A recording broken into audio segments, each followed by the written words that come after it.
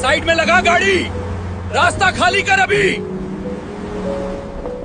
साहब, अब क्या खेत में उतार दूं गाड़ी? पूरी रोड तो खाली पड़ी है, दाहिनी तरफ तो रास्ता बिल्कुल खाली है। शांत रहो गुरदीप, सब्र रखो, हालात हम संभाल लेंगे। गाड़ी आगे बढ़ाओ, किसी की परवाह मत करो। आज इन्हें बताना है कि मैं कौन हूं।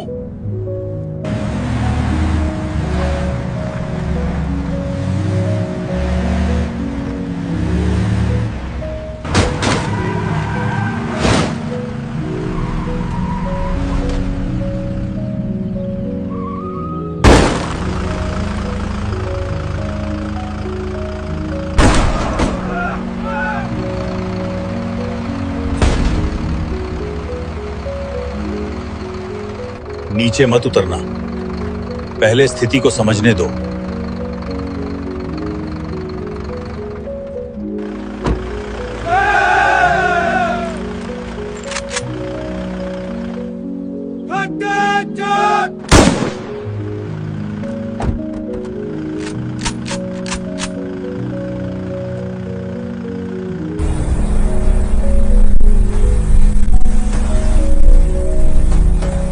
दोपहर के करीब 2 बजे का समय था।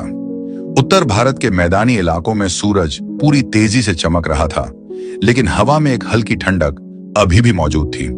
यह एक ग्रामीण इलाका था जहां दूर दूर तक केवल हरियाली ही दिखाई दे रही थी।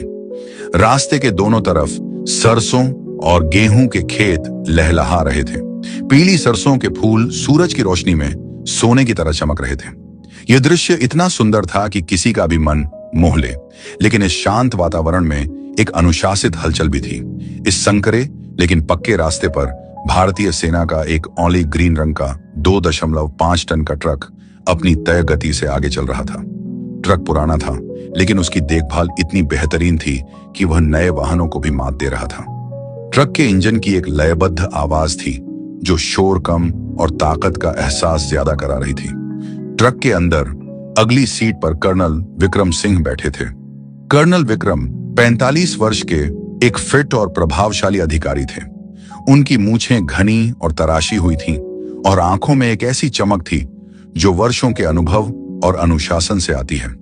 उन्होंने अपनी बेरेट उतारकर गोद में रखी हुई थी और बाहर के खेतों को देख रहे थे। ट्रक को लांस नायक गुरदीप चला रहा था, जो बहुत ही सतर्क और कुशल ड्राइवर था।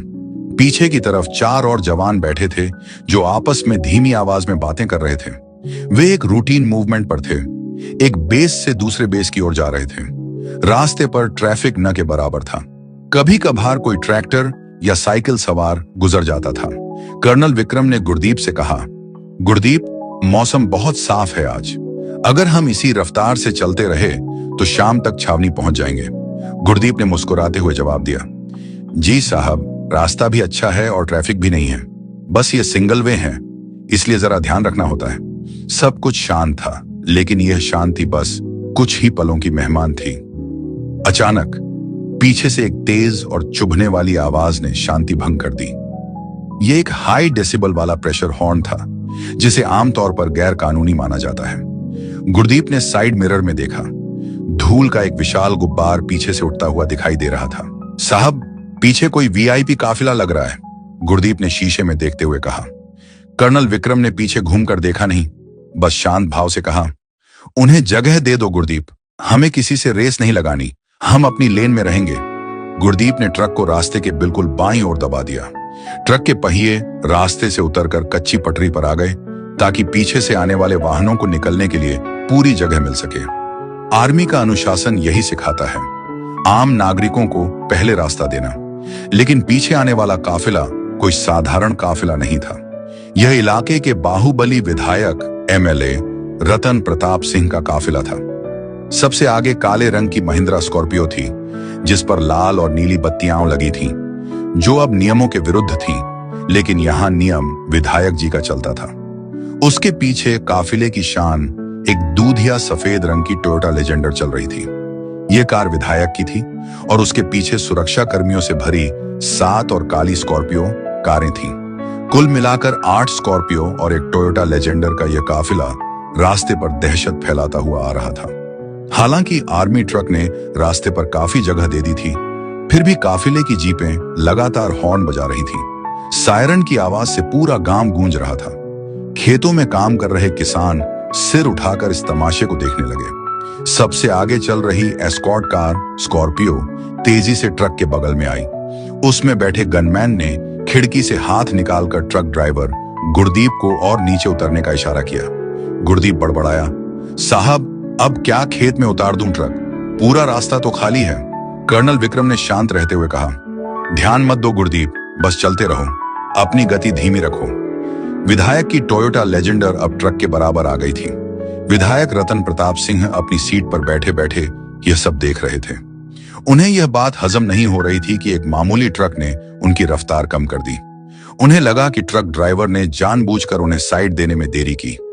उनका अहंकार, जो उनकी ताकत और पैसों के नशे में चूर था, उन्हें यह सोचने पर मजबूर कर रहा था कि यह ट्रक वाला उनका अपमान कर रहा है। विधायक ने अपने ड्राइवर को आदेश दिया, कार आगे लगा इसके, देखता हूं कौन है ये। ड्राइवर ने टोयोटा लेजेंडर का एक्सीलेटर दबाया। भारी भरकम एसयूवी ने एक झटके में रफ्तार ली और आर्मी ट्रक को ओवरटेक किया, लेकिन ओवरटेक करके वह सीधा नहीं गया। विधायक के इशारे पर ड्राइवर ने अचानक कार को आर्मी ट्रक के बिल्कुल सामने लाकर कट मारा और जोर से ब्रेक लगा दिया। यह एक बहुत ही खतरनाक कदम था। ध्यान से, कर्नल विक्रम चिल्लाए। गुरदीप ने अपनी पूरी ताकत से ब्रेक पेडल दबाया। आर्मी के भारी ट्रक के टायरों ने रास्ते पर घर्षण किया और एक तीखी छी छी की आवाज गूंजी। ट्रक विधायक की चमचमाती लेजेंडर के बम्पर से महज कुछ इंच की दूरी पर रुका। अगर गुरदीप सतर्क न होता तो एक भयानक दुर्घटना हो सकती थी। ट्रक के झटके से पीछे बैठे जवान एक दूसरे से टकराए। कर्नल विक्रम ने डैशबोर्ड पर हाथ रखकर खुद को संभाला। वातावरण में अब धूल और जले हुए टायरों की गंध थी। कर्नल विक्रम का चेहरा अब भी शांत था, लेकिन उनकी भौहें तन गई थीं। उन्होंने गुरदीप से कहा, नीचे मत उतरना, पहले स्थिति को समझने दो। सामने रुकी टोयोटा लेजेंडर और बाकी की 8 स्कॉर्पियो कारों के दरवाजे एक साथ खुले। ऐसा लगा जैसे किसी फिल्म का सीन चल रहा हो। काली वर्दियों में निजी सुरक्षा कर्मी और सफारी सूट पहने गनमैन बंदूकों के साथ बाहर निकले और उन्होंने आर्मी ट्रक को घेरना शुरू कर दिया। सबसे अंत में टोयोटा लेजेंडर का दरवाजा खुला। विधायक रतन प्रताप सिंह बाहर निकले। सफेद खादी का कुर्ता पायजामा, गले में सोने की मोटी चेन और आंखों पर महंगा काला चश्मा। उनके चेहरे पर क्रोध और अहंकार साफ झलक रहा था। वे चलते हुए ट्रक के ड्राइवर साइड की तरफ आए। विधायक ने ट्रक के दरवाजे पर जोर से हाथ मारा और चिल्लाया, ओए ड्राइवर, नीचे उतर, तुझे दिखाई नहीं देता पीछे कौन आ रहा है? हॉर्न सुनाई नहीं देता तुझे? कर्नल विक्रम ने गुरदीप को शांत रहने का इशारा किया और खुद अपनी साइड का दरवाजा खोला। वे नीचे उतरे। उनके जूते रास्ते पर टिके तो एक सधी हुई आवाज आई। कर्नल ने अपनी वर्दी ठीक की, बेरेट पहनी और घूमकर विधायक की तरफ आए। विधायक रतन प्रताप ने कर्नल को देखा। उसे लगा था कोई डरपोक ड्राइवर होगा, लेकिन सामने भारतीय सेना का एक कर्नल मौजूद था। फिर भी विधायक का नशा इतना गहरा था कि उसे वर्दी का लिहाज भी नहीं रहा। विधायक ने कर्नल की तरफ उंगली उठाई और तल्ख लहजे में कहा, यह रास्ता क्या तुम्हारे बाप का है जो बीच रास्ते में ट्रक चला रहे हो? कब से हॉर्न दे रहे हैं? साइड देने में क्या जोर आ रहा था? कर्नल विक्रम सिंह ने विधायक की आंखों में सीधे देखते हुए एक बहुत ही संयमित लेकिन भारी आवाज में जवाब दिया, मिस्टर, यह पब्लिक का रास्ता है। हमने आपको निकलने के लिए काफी जगह दी थी और जिस तरह से आपने अपनी कार हमारे ट्रक के सामने रोकी है, उससे न केवल आपकी जान जा सकती थी बल्कि मेरे जवानों को भी चोट लग सकती थी। विधायक हंसा, एक मजाक भरी हंसी। उसने अपने आसपास मौजूद गुर्गों की तरफ देखा और बोला, देखो भाई, ये हमें कानून सिखा रहे हैं। अरे ओ फौजी, तुम जानते नहीं हो तुम किससे बात कर रहे हो। इस इलाके में पत्ता भी मेरी मर्जी से हिलता है और तुम तो बस एक सरकारी नौकर हो। कर्नल ने अपना आपा नहीं खोया। मैं भारतीय सेना का अधिकारी हूं और हम देश के नौकर हैं, किसी व्यक्ति विशेष के नहीं। आप अपनी कारें हटा लें और हमें जाने दें। विधायक का गुस्सा 7वें आसमान पर पहुंच गया। उसे यह बर्दाश्त नहीं था कि कोई उसके सामने इतनी बेबाकी से बोले, वो भी उसकी अपनी इलाकाई जमीन पर। विधायक एक कदम आगे आया और कर्नल के कंधे पर उंगली रखते हुए कहा, तुम्हारे जैसे 2 कौड़ी के कर्नल मैंने बहुत देखे हैं। अभी यहाँ सबके सामने तुम्हारी वर्दी उतरवा दूंगा। समझ रहे हो? इतनी बेइज्जती करूंगा कि इस रास्ते पर भीख मांगते फिरोगे। ये सुनते ही ट्रक के पीछे से बाकी 4 जवान भी अपने इंसास राइफलों के साथ नीचे कूद पड़े। अपने कर्नल की बेइज्जती उनसे बर्दाश्त नहीं हो रही थी। उन्होंने अपनी राइफलें सीधी तो नहीं की, लेकिन उनकी उंगलियां मजबूत हो गई थीं। माहौल एकदम तनावपूर्ण हो गया था। एक तरफ 30 से 40 हथियारबंद निजी गुंडे और दूसरी तरफ 5 से 6 अनुशासित फौजी। रास्ते के दोनों तरफ खेतों में काम करने वाले लोग अब किनारे जमा होने लगे थे। ये दृश्य अब एक बड़े नाटक का रूप ले रहा था। दोपहर की धूप अब और तीखी हो गई थी, लेकिन रास्ते पर जमा हुए लोगों को गर्मी का एहसास नहीं हो रहा था। वहां का तापमान किसी और ही वजह से ज्यादा हुआ था। एक तरफ भारतीय सेना के 5 से 6 जवान जो अपनी ट्रेनिंग और अनुशासन के कारण शांत थे, लेकिन उनकी उंगलियां राइफल के ट्रिगर गार्ड के पास थीं। दूसरी तरफ विधायक रतन प्रताप सिंह के 30 से 40 निजी सुरक्षाकर्मी जो अपनी संख्या के बल पर शेर बन रहे थे। विधायक की बात सुनकर कर्नल विक्रम सिंह के चेहरे की लकीरें सख्त हो गई थीं। 2 कौड़ी का कर्नल और वर्दी उतरवा दूंगा, ये शब्द किसी भी सैनिक के लिए गाली से कम नहीं थे। कर्नल ने गहरी सांस ली। वे जानते थे कि अगर उन्होंने अभी हाथ उठाया या आदेश दिया तो यहां खून खराबा हो जाएगा। ये गुंडे भले ही संख्या में ज्यादा हों, लेकिन उनके ट्रेंड कमांडोज के सामने ये 5 मिनट भी नहीं टिकेंगे। लेकिन कर्नल विक्रम एक जिम्मेदार अफसर थे। वे आम नागरिकों के बीच गोलीबारी नहीं चाहते थे। उन्होंने अपने जवानों की तरफ देखा और कड़क आवाज में आदेश दिया, जवानों अपनी पोजीशन लो, लेकिन फायर नहीं करना है जब तक मेरा आदेश न हो। Stand down. जवानों ने अपने अफसर का आदेश माना, लेकिन उनकी आंखों में विधायक के लिए गुस्सा साफ दिख रहा था। कर्नल की शांति को विधायक ने उनकी कमजोरी समझ लिया। उसे लगा कि फौजी डर गए हैं। वह जोर से हंसा और अपने गुर्गों की तरफ देखकर बोला, देखा, ठंडी पडीडी हाश गई इनकी गर्मी। ये वर्दी वाले सिर्फ बॉर्डर पर शेर बनते हैं, हमारे सामने तो भीगी बिल्ली है। विधायक फिर से कर्नल के करीब आया। उसने अपना काला चश्मा उतारा और उसे अपनी सफेद कुर्ते की जेब में रखते हुए बोला, सुनो कर्नल, तुम शायद नए हो इस इलाके में। यहाँ का एएसपी मेरी सिफारिश से नियुक्त होता है। डीएम मेरी मर्जी के बिना छुट्टी नहीं लेता। और तुम मुझे कानून सिखाओगे?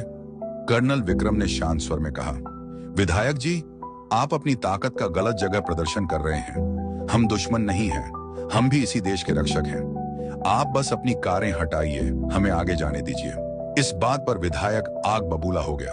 उसने कर्नल के सीने पर उंगली गड्ढाते हुए धक्का देने की कोशिश की। हटाऊंगा, कारें भी हटाऊंगा, लेकिन तब जब तुम मेरे पैरों में गिरकर माफी मांगोगे। तुमने मेरी कार रोकी, मेरा समय बर्बाद किया, अब माफी मांगो, वरना यहीं सबके सामने तुम्हारा कोर्ट मार्शल करवा दूंगा। इस बीच रास्ते के दोनों तरफ तमाशबीनों की भीड़ जमा होती जा रही थी। आसपास के खेतों से मजदूर, ट्रैक्टर चालक और राहगीर रुक गए थे। पहले लोग डर रहे थे, लेकिन विधायक की बदतमीजी अब हद पार कर रही थी।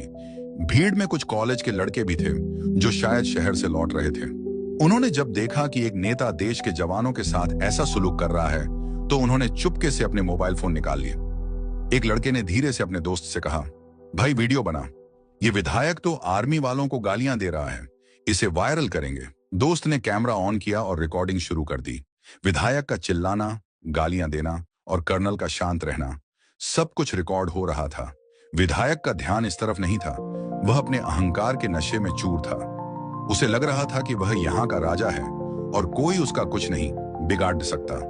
विधायक ने अपनी फॉर्च्यूनर की बोनट पर हाथ मारा और चिल्लाया, अरे ओ, कहां गया वो एसपी? मिलाओ फोन उसको, अभी के अभी। उसका एक चमचा पीए भागता हुआ आया और फोन मिलाने लगा। कर्नल विक्रम ने अब अपनी आवाज थोड़ी ऊंची की ताकि वहां मौजूद जनता भी सुन सके।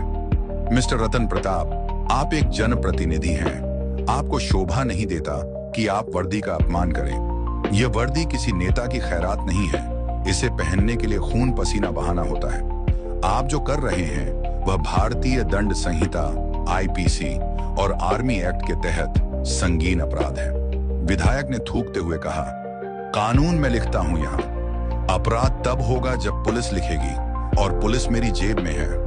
विधायक ने फिर एक भद्दी गाली दी। ये गाली सुनकर लांस नायक गुरदीप का सब्र टूट गया। वह आगे आया, साहब बस बहुत हो गया, एक हुक्म दीजिए, इसकी हेकदी अभी निकाल देते हैं। कर्नल ने गुरदीप का हाथ थामकर उसे रोक दिया। नहीं गुरदीप, हम कानून हाथ में नहीं लेंगे। इसका जवाब कानून ही देगा, संयम रखो। विधायक ने गुरदीप को आगे आते देखा तो वह और भी आक्रामक हो गया। आ ना, मार मुझे, हाथ लगा के दिखा। अगर तूने मुझे उंगली भी लगाई ना तो पूरे खानदान को जेल में सर ढवा दूंगा। लगभग 20 से 25 मिनट हो चुके थे।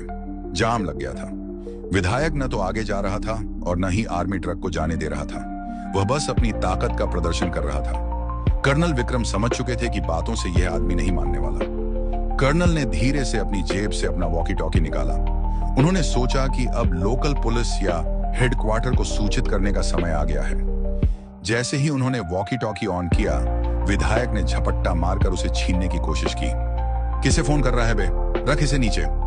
कर्नल ने फुर्ती से अपना हाथ पीछे किया और विधायक का हाथ हवा में ही रह गया। कर्नल की आंखों में अब अंगारे दहक रहे थे। उन्होंने बहुत ही धीमी और खतरनाक आवाज में कहा, हाथ मत लगाना विधायक जी। अब तक मैं एक नागरिक से बात कर रहा था, लेकिन अगर आपने सरकारी संपत्ति या वर्दी को हाथ लगाया तो मैं भूल जाऊंगा कि आप नेता हैं। फिर मैं वही करूंगा जो एक सैनिक दुश्मन के साथ करता है।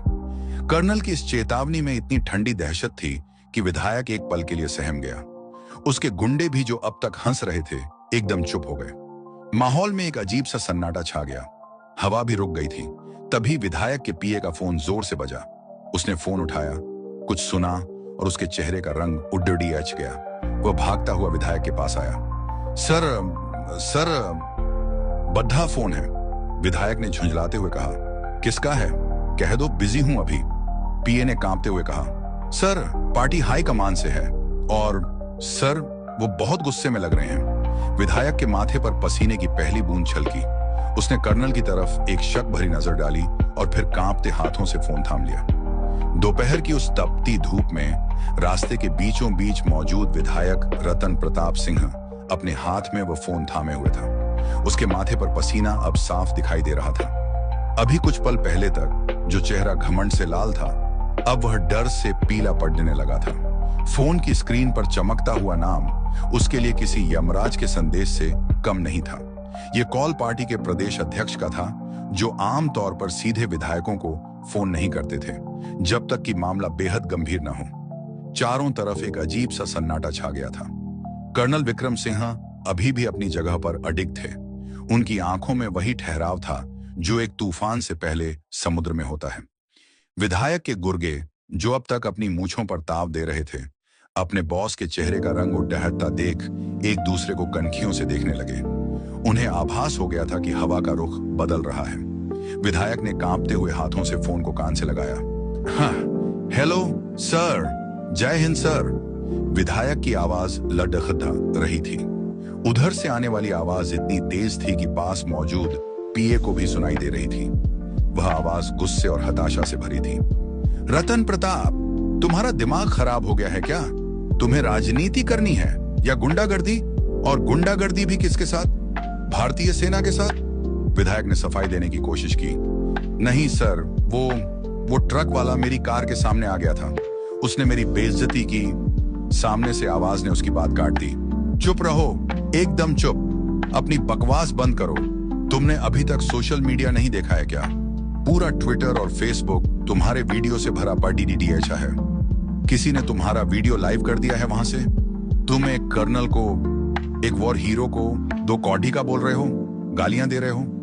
विधायक के पैरों तले से जमीन खिसक गई। उसने घबराहट में चारों तरफ देखा। भीड़ में मौजूद कई लोग अपने मोबाइल फोन ऊपर किए हुए थे। उसे अब समझ आया कि वह जाल में फंस चुका है। फोन पर आवाज जारी थी। सुनो रतन, दिल्ली तक बात पहुंच गई है।